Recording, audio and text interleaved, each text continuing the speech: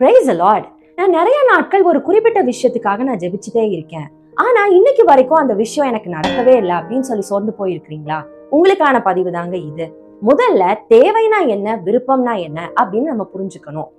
இந்த பொருள் அல்லது இந்த விஷயம் இல்லைன்னா என்னால உயிர் வாழ்றதே ரொம்ப கஷ்டம், என்னுடைய அன்றாட வாழ்க்கைய நான் ஓட்டுவதே கொஞ்சம் சிரமமா இருக்கும் அப்படிங்கிற விஷயங்கள் தான் தேவை.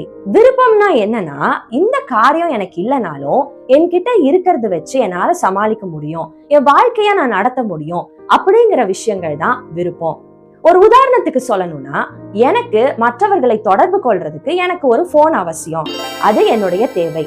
ஆனா எனக்கு இந்த குறிப்பிட்ட பிராண்ட் போன் தான் வேணும், இந்த விலையுயர்ந்த பிராண்ட் போன் எனக்கு இருந்தா நல்லா இருக்கும் அப்படின்னு ஆசைப்படுறோம் இல்லைங்களா? அதுதான் நம்மளுடைய விருப்பம். பைபிள்ல கூட ஜீசஸ் நம்மளுடைய தேவைகளுக்கு தான் முக்கியத்துவம் கொடுக்கிறார்.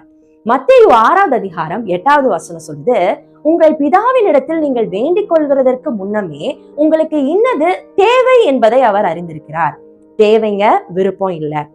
அப்ப நம்ம விருப்பமே படக்கூடாதா அப்படின்னு கேட்டீங்கன்னா இல்ல. இன்னைக்கு நீங்க ஜெபிச்சிட்டு இருக்கிற காரியங்கள் உங்களுக்கு தேவையா அல்லது உங்க விருப்பமா அப்படிங்கறத கண்டுபிடிங்க. ஒருவேளை அது உங்களுக்கு தேவைன்னு சொன்னா, தேவைகளை அறிந்த தகப்பன் நிச்சயம் உங்க தேவைகளை சந்திப்பார்.